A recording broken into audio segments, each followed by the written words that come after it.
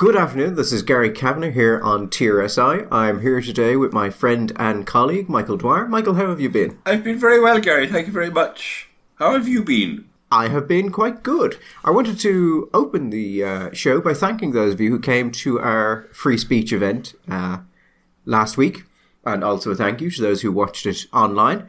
The event was sold out. We sold over 800 tickets. I think we ended with 150, 160 people on the waiting list. And I'm told by people who know these sorts of things that we had over 10,000 people watch it online. So a fantastic turnout and worth the thousands upon thousands of euro it took to rent out the RDS. I was talking to some friends of mine who attended the event, Gary, only yesterday, and they were saying to me what a wonderful day it was, and they had really enjoyed it, that the quality of the speakers was tremendous, but most of all they had really enjoyed the fellowship of meeting so many like-minded people concerned about the nature of freedom and democracy and free speech. And they had an absolutely jolly time. They really enjoyed it and said we should do them regularly. And I said, well, maybe not. It was very, very expensive, let me assure you. And I don't think we made our money back on it. We priced it on basically the understanding we likely wouldn't, but that it was a worthwhile event to do anyway. So thank you again for people who came. I, unfortunately, was not able to attend myself as I was unwell, which was great fun. I got to spend weeks of work on it and then watch it at a distance voyeuristically. Yeah, but it was so much fun for other people who had to sit there behind the things, getting peremptory and rather snippy texts telling you, talk to this person, tell this person, don't let this person mess around with the seating chart. And other people had to go off and try and shamefacedly engage this and fail miserably and then get it from both ends. The listener can imagine who was the poor sap that was on the end of this series, this volley of peremptory snippy texts from other people in sickbeds. I leave that to their imaginations. Well, Michael, I obviously won't comment on that in any sort of personal fashion. No. But I will say that a man who can't uphold the sanctity of a seating chart is no man at all. It is the very test of manhood, is it not? You know, they just trampled over his seating chart. What kind of man would allow that to happen? It's very easy to keep it as it should be. If someone sits in the wrong seat, you just stand, you walk over to them, you put your hand on their shoulder, and you tell them they must move. For the strong do what they will, and the weak suffer what they must. You love that, don't you? That is is that your absolute favourite quote? No, but it's up there. It's a good summary of realist international relations and now also apparently seating arrangements. Okay. Anyway, it was a tremendous event, even if the seating arrangements were not properly adhered to. I ended up beside some very nice people. I didn't care. So there's actual important stories to talk about this week, Michael, but I wanted to open by talking about a story I think highlights a very important thing, but is not in itself an important story, at least not for most people. And that is in relation to, I assume you've seen the video, Michael. If not, if you have, if the listener hasn't, I'll put a link to it in the description of this podcast episode. It's of a gymnastics competition. And it's a line of young girls being given a medal, presumably because they did well and it's not some sort of participation medal. And the official, there's one black girl in the lineup, and the official skips the black girl. Now, on the video, it looks like she gets distracted when she's giving out medals and moves on to the next one. And this has led, Michael, to an outpouring of international condemnation on the basis that this shows that racism is alive and well in Ireland and deeply ingrained into Irish cultures. The problem, of course, being there that according to the Gymnastics Association, the official, when informed of this, said it was a mistake and that she had gone back and given the girl a medal and was terribly embarrassed about it and wanted to apologise to the family for any embarrassment the girl might have suffered. Well, she would say that, wouldn't she? You have an immense amount of people saying that this is racist. I mean, the Irish Independent, in an article by Mark Tighe, said that the official had shunned the girl. Shunned? It does not seem fair. The woman said it was a mistake. And to my mind, Michael, a mistake would probably be the most reasonable thing to assume this is. unless we think that someone in Ireland, where everyone knows each other, is going to, in a crowded stadium, deliberately exclude someone on the basis of race for some reason, as opposed to make a simple mistake. Now, I believe Gymnastics Ireland are saying that the person is not going to be involved in the organisation anymore, that they haven't renewed their membership. So I think what we have here, Michael, is a fairly young woman, because it seems to be a fairly young woman, who got condemned internationally as a racist. Many people in Ireland have backed that up. People seem to have not considered that the most reasonable explanation here is a simple mistake. What you said, what is the easiest or the most efficient explanation? What is the most obvious answer? We were saying before off air, there's a piece that Bill Burr does, and he's talking about the way that racists behave in Hollywood movies. And it's usually some kind of dumb redneck who will come into the auditorium or the swimming pool or the bar and make sort of loud, crass, racist comments. You people aren't wanted here. You get the hell out. This is, you know. And Bill said, nobody speaks like that. This is not how racists talk. If racists are going to say something, they look left, they look right, they look left again. They drop their heads, they drop their voices, and they say, well, you know me, I'm not racist. The idea that this woman, in an act of, what? A kind of a public statement of racial purity. I'm not going to give this little girl her medal because of my beliefs about race or something, and does this in a crowded stadium. It seems to me to be grossly unlikely. Now, if they're going to be doing some kind of Ibram X. Kendi-esque deep psychologizing about this, and that the racism wasn't, in a sense, a conscious public act, but rather because of the fundamental, deep ingrained, systemic, almost genetic racism of the Irish, that the woman literally did not see the girl. Now, again, I think we're talking some fairly fancy psychobabble there, but I can imagine that argument being made. But the simplest argument, the simplest explanation would seem to be, in Ireland, in the year of our Lord 2023, in a situation like this, is that something happened, that the woman got distracted, turned around, and to her great personal misfortune, the little girl that she got distracted from giving the medal to happened to be a little black girl. And now she has been pilloried across the press of the world. And if what you're saying is she's no longer going to be involved in gymnastics, no longer going to be involved in something which presumably she had some kind of connection with, otherwise she wouldn't be handing out medals. But Gary, whatever about this individual, we are talking about an age increasing and a country where the supply of hate of all kinds just does not meet the demand. Really doesn't make, we've had some good stuff. I don't know why, but this kind of reminds me, do you remember the listeners that may have forgotten? Do you remember the incident of the statues outside the Shelburne? Oh yes, the Nubian slaves. The Nubian slaves, which turned out not to be Nubian slaves at all, or something. And they were going to get rid of the statues outside the Shelburne. And it was only because it was slightly delayed, and only because really it was the Shelburne, and because people had a particular attachment to them, that people went off and did a little bit more research, and somebody in England pointed out, no, actually that's not what you think it is, and so on and so forth. They were so. But we had a proper little outrage about that. It's been picked up by media to a surprising extent. I mean, when I was checking the Irish Times website earlier today, it was one of the top stories, as in one of the most heavily highlighted stories, right up there at the top of the page. The Indo is covering it. Everyone seems to have covered it. But again, it's the sort of situation where you would see, if you looked at it, the simplest explanation is it's just a mistake, because it doesn't really make sense otherwise. They actually gave Jesse Owens the medals in Berlin. It's not quite the same level, though, is it? No, but I'm saying, it would be an incredibly weird thing to do this. It would display. I would be, Jesus, I certainly don't want anybody to encourage people to start digging into the woman's past or her history or anything. But if this is a public act of hatred and hostility and racism, you'd imagine that there have to be history. I mean, it's hard. It seems unlikely the woman had a kind of an aneurysm and suddenly became this kind of public racist overnight. So if there is forum, I imagine the media will find it. And if there is no forum, then that I take as a confirmation that the media has got this thing rather horribly wrong.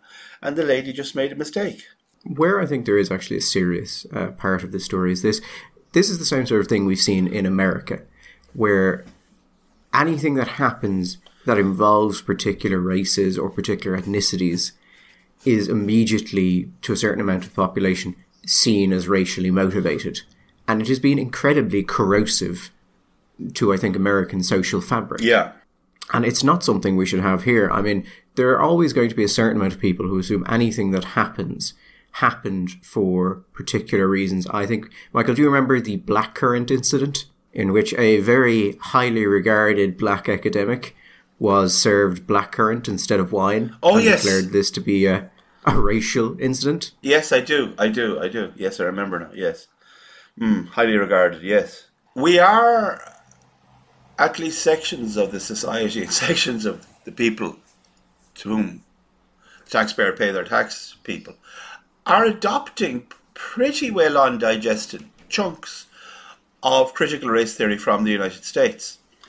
And you know, Gary, you could argue about the truth or the falsity of critical race theory or its effect, but I don't know if there are many people outside of the people who are doing rather well in it as a business would say that critical race theory has made the United States a happier, more contented place for anybody. And I'm not saying that for the former white majority or anything, but for any, because you say when things happen to people of certain race, the problem, of course, is that when you start to look at the world through the optic of, say, critical race theory, everything is seen through the optic of race. Therefore, everybody has a race. In fact, one of the things you have to decide is what race you are.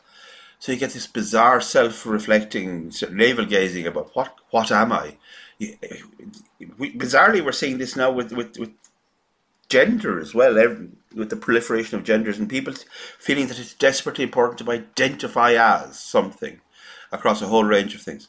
It has not made this, but also, Gary, is there not something just deeply weird about the idea that you could import something into Ireland, undigested like this, without noticing and thinking first? Well, actually, Ireland has a fairly different history, racially, socially, economically, demographically, etc., to this. And yet, lo and behold, it's not that long that we started to be given lectures about our white privilege.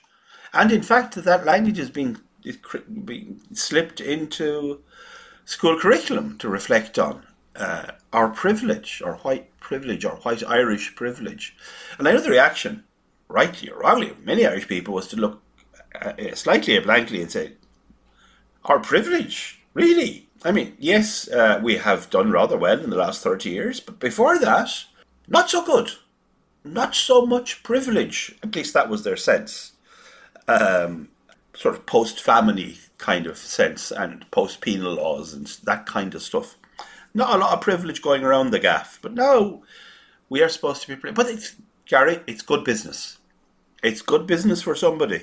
And on the matter of good business, actually, Michael, interesting figures from revenue there. Oh, yeah. Revenue have changed how they calculate the amount of people who are paying the higher rate of income tax. Yes.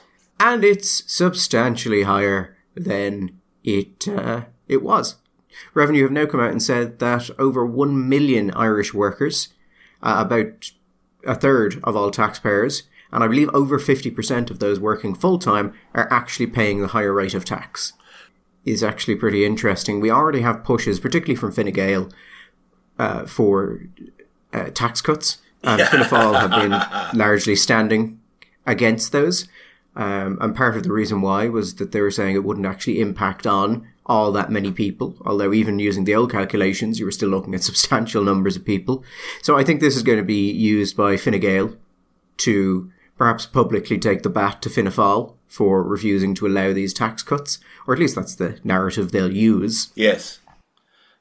Now, I would just passing, and I don't, as you know, Gary, I never make political comment. I just make observation and report the news. Anybody out there who listens to the Fine Gael's promises that they're going to lower taxes for five years, running year after year, tax cuts, and believes them, and in 5 years' time is disappointed and hurt that Fine Gael didn't deliver on those tax cuts, well, yeah, I have some very fine beachfront property in Florida that I'd like to sell you. Please get in contact. All those people who believe in Fine Gael's tax promises. But anyway, leave that little moment of bitterness aside. Gary, continue. It's just an interesting example of how changing how you actually measure something, Michael, can actually change that. It just reminds me of how we measure carbon emissions and things of that nature. And the fact that we measure them by country in which they are produced rather than the country in which they are consumed artificially makes certain countries look better and certain countries look worse. Like countries that are focused around export look worse than they actually are. Because, of course, Michael, if no one was consuming those goods, then they wouldn't be produced in the host country at all. Mm-hmm. Effectively means that the more you import, the better you look. But in a real sense, you're causing more pollution. It's not produced in your country. Well, I suppose what you could say that if you changed the way it was, what it would do was at least it would clarify the costs, and then people would have to make their own minds up whether or not they wanted to accept the carbon costs of buying cheap goods manufactured in China, or if they were going to change their consuming habits or their production habits. It would clarify the costs and clarify the pricing structure. But right now it certainly makes China look very much the villain. It makes us look the villain when it comes to agriculture. I mean, a lot of particularly agriculture, a lot of that is export driven. And then, Michael, it becomes a case of, well, you could look quite bad under the current regime, but if we were to look at countries where they consume it, we could actually look exceptionally good, or perhaps better than those countries if they produce their own food, given that we are we have a very efficient agriculture sector. But we don't seem to do that. So you get all these weird things like, well, we produce too many emissions. So what we're actually going to do is we're going to cut down on what we're doing and we'll import beef and then our emissions will go down. You sort of go, yes, but global emissions may rise. Yeah. So, and in preparation for this, the Brazilians are going to double their size of their herd. So it'll all work out at the end. It'll all be great. We won't have any cows and we will produce less milk. In other places where they produce milk not off grass but off fodder internally, and they use large amounts of fertilizer and more fodder, and they produce more greenhouse gases because in the global sense, because they don't produce off grass, and beef the same. It all makes perfect sense, except it doesn't make any sense at all. I don't know the number now, but I know that it was around 90% of our agricultural production was exported. So that is very, very unbalancing when it comes to the carbon footprint. Amusingly enough, it might be a case where a lot of the international agreements and EU requirements regarding emissions are actually going to make matters worse by offshoring those emissions to countries which are less effective, which would be very amusing. Okay. Unless, of course, you care about this issue. Unless you care, yeah. Unless you care. Yeah, if you cared, then less amusing. I'm kind of surprised that the Greens accept this way of doing things. Like, I can see Fine Gael and Fianna Fáil because it's just the way they're inclined. But you would think the Greens, because they actually care in this as an issue, would actually take that broader perspective on it and see that perhaps the current way of measuring things is a problem. And you make things important when you say that you're going to measure them, regardless of if they are actually the most important thing. I suppose with the Greens, it's a question of, well, what do they care about? Do they really care? And what works in their hierarchy of values? So,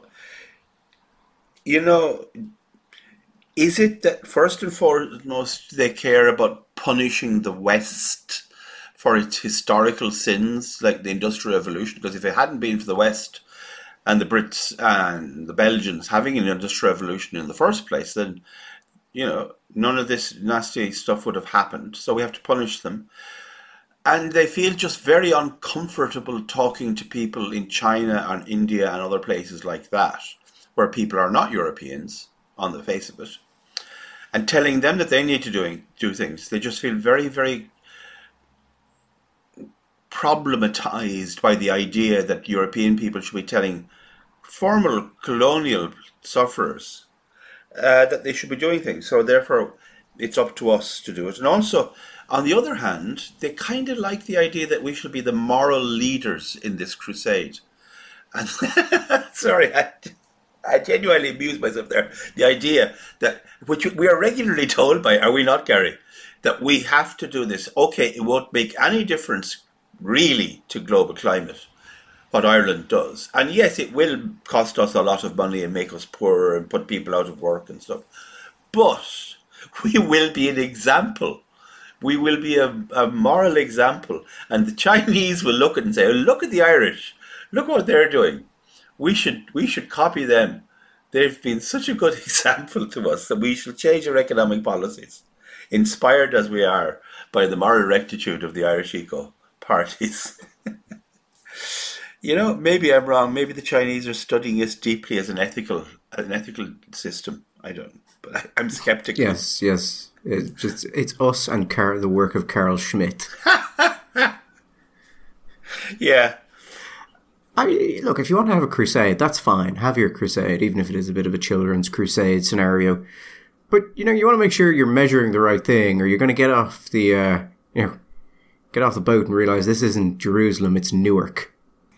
On a slightly different matter, Michael, belong to our friends, the LGBT charity. LGBTQIA. 2S LGBTQIA+. Indeed. Well done.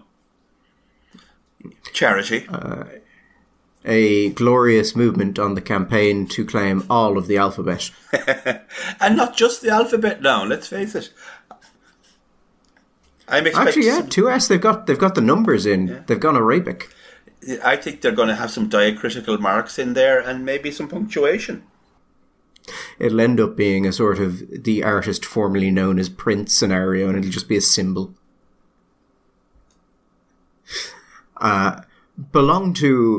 We had a story there during the week. It was reported by my colleague Fatima Gunning about a piece of material that Belong To, who are funded by the Irish state, have been giving to teachers and youth workers. We found it, by the way, because if you log on to the Belong To site, they offer online training for teachers, and there's no controls in place to actually verify that if you claim to be a teacher, you are in fact a teacher. So I simply signed up for it as a teacher and went through their training module.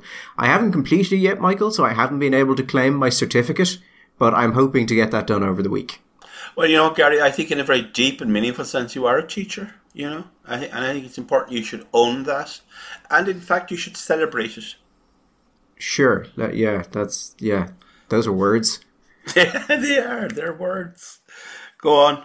So, certificateless you may be, but you have done some of this training. Yes. So, we found a booklet that they have, a handbook for teachers and youth workers. Now, they don't say what age that this is referred to. One of the examples in the handbook refers to 11-year-olds. Belong To, I think, generally focuses on 14 and up, but we don't know. So this handbook has a couple of things in it, but there's a section in it about what to do if a child comes to you and says that they are gay or they're transgender or anything of that nature. And it tells people a couple of things. Now, one of them is it says don't tell their parents. Now, I may not agree with that, but I can understand that. Teachers do not want to be in a situation where they have to go to parents about these things, and they can argue that as long as it's not harmful, then there's no need to actively involve the parents if a child tells you something in confidence. That I think a lot of people would accept. But then it goes on and says, if a parent directly asks you, tell them you don't know. which is to say, it instructs teachers to lie to parents about their children. Now, that might seem like a small step forward, but I think that's actually a very different story. Not actively getting involved and lying to a parent are not the same thing. Yeah. And so this handbook has been given out since 2019. So for 4 years, a state-funded NGO has been instructing teachers and youth workers to lie to parents. You know, there's a lady, Norma Foley, who's the Minister for Education. A lot of people out there won't know about her because she flees from the media, Gary, much like the Lord Dracula flees the sunlight. I think she fears if she appears in front of a microphone in an unmoderated context that she may actually turn to dust. I would really love, I mean, not just her, no, because by the way, again, not to be horribly picky, yes, state-funded, but yeah, taxpayer-funded. I would like her to be asked, or the Minister for Finance, or the Taoiseach, what did the government think of this policy? I'd be honest to God curious to know what their position may be, because I can imagine the defences that you might make about this, but I would be very curious when we're facing into election, where many people who vote will in fact be parents of children, what their official line will be on if a parent asks a teacher a direct question that the teacher should lie. Is that government policy? So there's a couple of interesting things there. One is that the document lists its funders on it. Now, it's difficult to tell if they funded this thing exactly, because there are certain funding agreements you can have with groups which then require you to use that group's logo on a lot of your material. But it lists a government department. But the interesting thing is it doesn't list the Department of Education, Michael. It lists the Department of Children. Children, yeah. That's Roddy. So it's Roddy now, but 2019 it would have come in at the end of the Zapone era. Yeah. Oh well. Yes. Super. But yeah, I take your point. But let's face it, when you're talking funding like this, I mean, whatever about the official line on a particular piece of work, this kind of funding from government in an organisation is incredibly fungible. And if you're taking water from one bucket, that means you have water in another bucket. At the end of the day, it's still all water. I've a certain amount of people have been quite angry with us for publishing this story. Some have taken the strong point that it is not a teacher's job to out a child who may be gay or transsexual, and there might be concerns with the safety of that child. I think you can make that argument in relation to not proactively telling parents, but at the point again where a state-funded NGO is telling teachers to lie to parents, I think you have crossed the line of what it is acceptable to do. I'm willing to concede, definitely willing to concede that you could make an argument over this, but I would like them to make the argument. I would enjoy that. And then to engage in the debate and discourse that would follow between parents and schools and the state on regarding what is the best practice here. My suspicion is, by the way, that teachers would be very, very loath to get involved in this kind of discourse or this kind of controversy.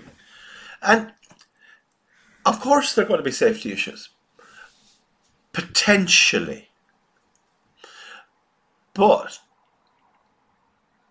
is this to be taken as a general blanket position, or is it a more nuanced position? Is it a position where if the teacher has reason to believe that the child's safety or well-being would be at risk? No, this is just presented as a blanket. If you are asked, lie. Gary, if nothing else, that has to be incredibly corrosive about any kind of notion that there of a relationship of trust between teachers and parents in the system. Well, that's the second ground on which people have complained about this story.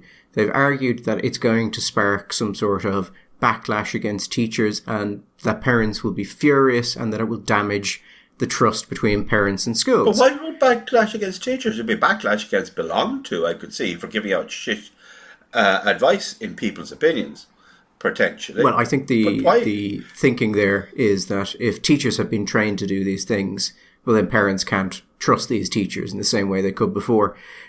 And accepting that principle, my point would be this.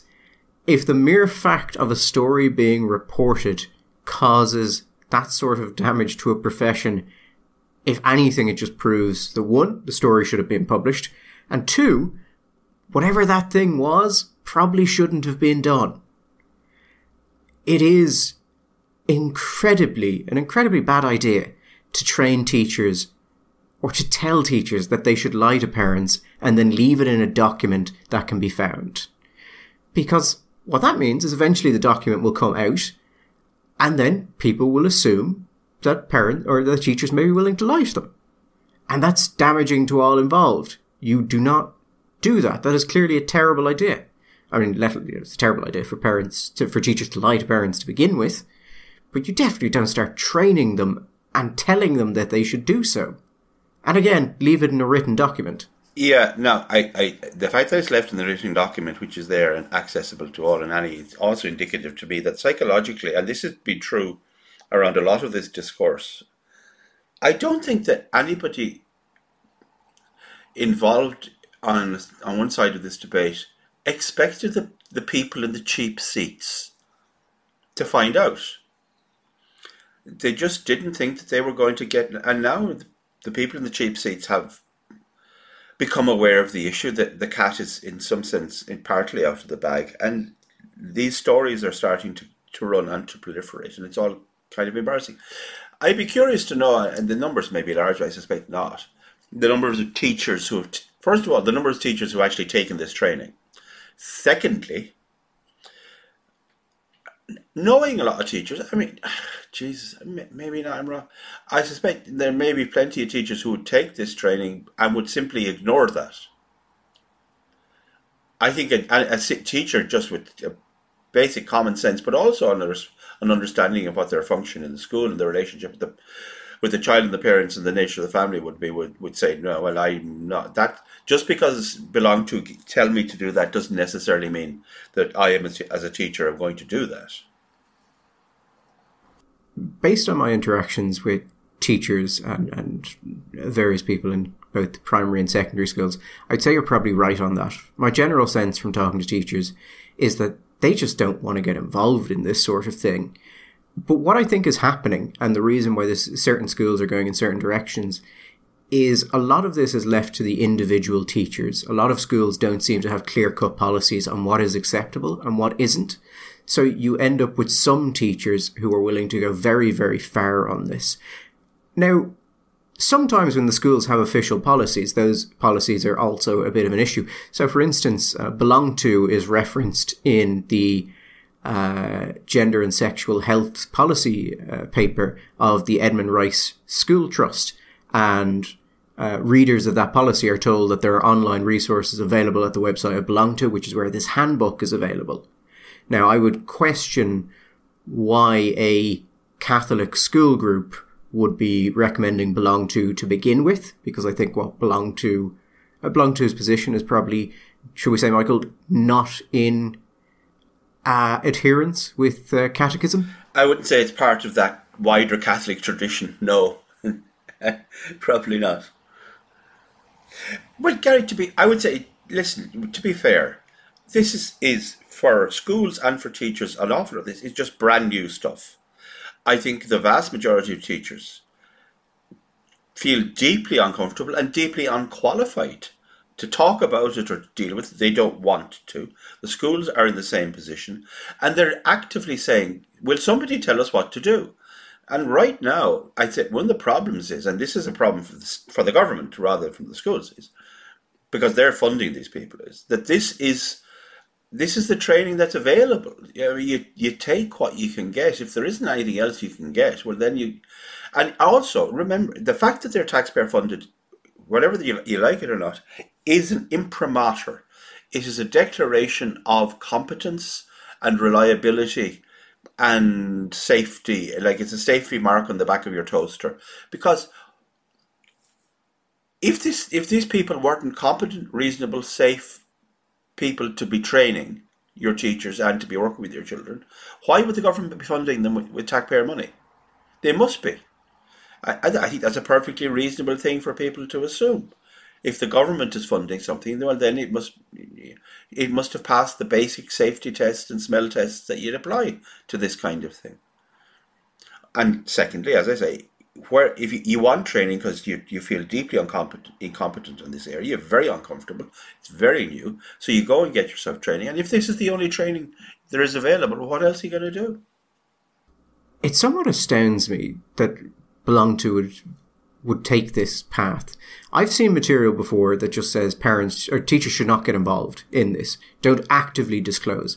But again, I think amongst the general public, that is sort of acceptable, or at least acceptable on a case-by-case basis, depending on exactly what's happening. This is the only time I've ever seen an organisation write down explicitly to go further and say, no, actively lie to parents. And while I don't have children, Michael, if I did have children and I found out that a group which was involved in a school I was sending my children to had been instructing teachers to lie to me about my own children, I think I would likely be fairly pissed off. I think I might actually be spectacularly pissed off. It also just rings maybe slightly distant alarm bells, but alarm bells all the same. That you're building relationships of secrecy between teachers and children and excluding parents.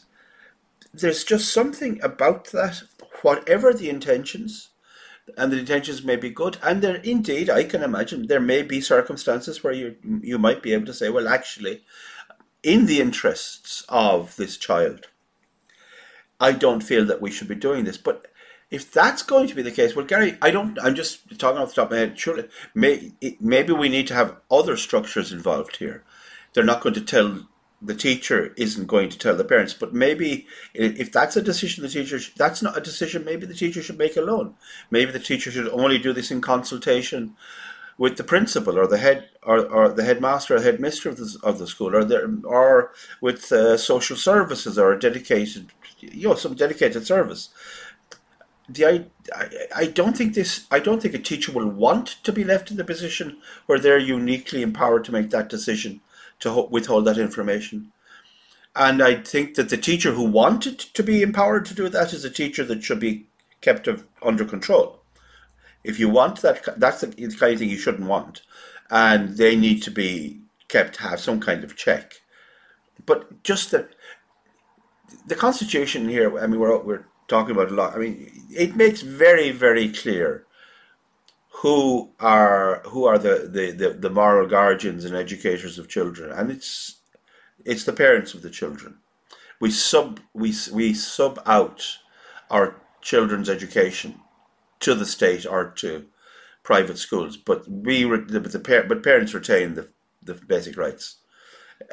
Also, in the context, I wasn't aware of this story, but I kind of accidentally came across some stuff on the new guidelines in England, where it kind of seems to be the opposite. There seems to be a movement away from, no, I don't know if away from this, but certainly towards greater degrees of transparency and, in fact, parent engagement across the board in schools on this kind of issue. To be honest, I mean, schools generally don't like parental involvement outside of certain very clear avenues, like getting involved on the school board or things like that. Parents, not in all schools, but in a certain amount of schools, are seen as a negative, something that must be endured. Because parents can be very difficult, and they can be demanding, and they can have questions, and they can just be a massive pain in the ass. The problem, of course, as you pointed out, Michael, is that parents have a right to be a pain in the ass, because it is very clear that they have the responsibility for their child's upbringing. Yes. I think when you say there about structures and things like that, I think if Belong To had made that argument, it would have certainly, if nothing else, looked a bit better, because then there is an official policy, there is something in place, as opposed to what is kind of has a look of, and this will just be our little secret. Yes. Which I would posit is just not a look you ever want to have in a situation involving a child and an adult who spends large amounts of time potentially unsupervised with that child. That's just not, and I'm not suggesting anything, but that has a look to it. It's nothing else. Not one you want. It's a bad look, and it has bad resonances and rings bad bells in a country which has too rich a history of teachers and students. Very different times, very different contexts, very different teachers indeed. But we have too much history and too much resonance with this subject. It feels wrong, even if there's absolutely nothing wrong going on. But most of it shouldn't be in the hands, and it shouldn't be the responsibility of an individual teacher to have to make that decision. I don't think that's fair on a teacher. I don't think they're qualified. I don't think they feel they're qualified. And I say again, if you have a teacher who feels that they are qualified and they are the correct person to make the decision, well, then I would start to worry, because are you really? That kind of confidence in this kind of area would make me concerned. But it just goes to show that we have to. It had to, and again, to be fair, this stuff has happened so quickly, and so explosively. There hasn't really been time for a widespread understood approach to evolve organically within the system. So you're going to get problems like this, but the answer is not to try and shut down the discussion, but to have it sounds like a really tedious politician's thing to say, but to have a wide-ranging engagement with parents and teachers and schools and patrons and all of the people involved in this, and see what it is they want.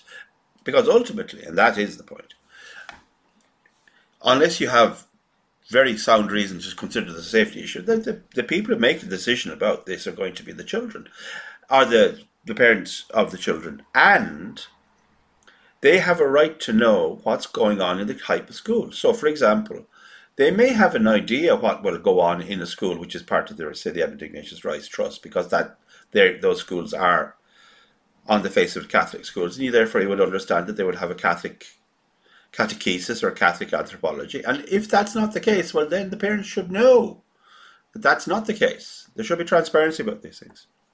On the point of transparency, there does seem to be, in certain schools, an unwillingness to tell parents what is actually happening, just in a broader sense. And I would be very interested if eventually that's done to the wrong parent and they bring a court case, if that would stand up. I suspect if that actually got to a high-level court, it would be found that schools must actually tell parents what their children are involved in, what they're doing, education plans, things of that nature, for the very simple reason that because parents have the right to oversee their child's education and have the right to pull their children from certain classes if they feel that those classes are not appropriate, they must have, therefore, I would argue, a right to see what their children are doing, because if they don't, then they cannot exercise those rights fully. So I wouldn't be surprised if this eventually ends up in a court case. And it may ultimately require the threat of financial punishment to force people into clarity about this, which is unfortunate. You'd hope that these things could be done on the basis of good faith and willingness, but who knows? Anyway, we will cut it at that, Michael. We will be back next week. All the best. Bye-bye.